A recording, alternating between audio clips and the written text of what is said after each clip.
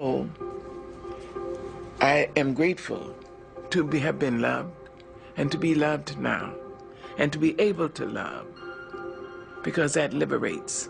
Love liberates. It doesn't just hold. That's ego. Love liberates. When my son was born, I was 17. My mother had a huge house, 14-room house. At 17, I went to her and said, I'm leaving. She asked me, you're leaving my house? And she had live-in help. I said, yes. I found a job, and I've got a room with cooking privileges down the hall, and the landlady will be the babysitter. She asked me, you're leaving my house? I said, yes, ma'am. And you're taking the baby? I said, yes. She said, all right, remember this. When you step over my door sill, you've been raised. You know the difference between right and wrong. Do right. Don't let anybody raise you and make you change. And remember this, you can always come home. I went home every time life slammed me down and made me call it uncle. I went home with my baby. My mother never once acted as I told you so. She said, oh, baby's home. Oh, my darling, Mom's gonna cook you something. Mother's gonna make this for you. Love. She liberated me to life. She continued to do that. When my son may have been 5 years old, my mother would pick him up all the time and feed him. And I went to her once a month, and she would cook for me. So one day I went to her house and she'd cooked red rice, which I loved. After we finished eating, we walked down the hill and she started across the street. She said, wait a minute, baby. I was 22 years old. She said, wait a minute, baby. You know, I think you're the greatest woman I've ever met. She said, Mary McLeod Bethune, Eleanor Roosevelt, and my mother, you're in that category. Then she said, give me a kiss.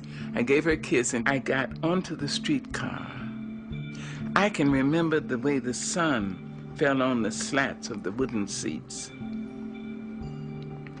I sat there and I thought about her. I thought, suppose she's right. She's intelligent.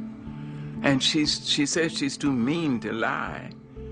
So suppose I am going to be somebody. She released me. She freed me to say I may have something in me that would be of value. Maybe not just to me.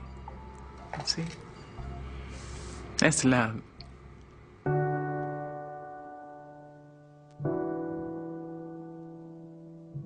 And when she was in her final sickness, I went out to San Francisco.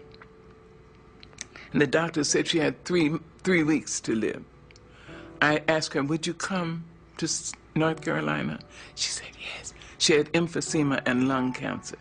I brought her to my home. She lived for 1.5 years. And when she was finally, in extremis, she was on oxygen and fighting cancer for her life. And I remembered her liberating me. And I said, I hope I'll be able to liberate her. She deserved that from me. She deserved a great daughter, and she got one. So in her last days, I said, now, I understand that some people need permission to go. As I understand it, you may have done what God put you here to do. You were a great worker. You must have been a great lover, because a lot of men, and if I'm not wrong, maybe a couple of women, risk their lives to love you. You were a piss-poor mother of small children, but you were a great mother of young adults. And if you need permission to go, I liberate you. I went back to my house And something said, go back. I was in my pajamas. I jumped in my car and ran. And the nurse said, she's just gone. You see, love liberates. It doesn't bind. Love says, I love you. I love you if you're in China. I love you if you're across town. I love you if you're in Harlem. I love you. I would like to be near you. I'd like to have your arms around me. I'd like to hear your voice in my ear. But that's not possible now. So I love you. Go.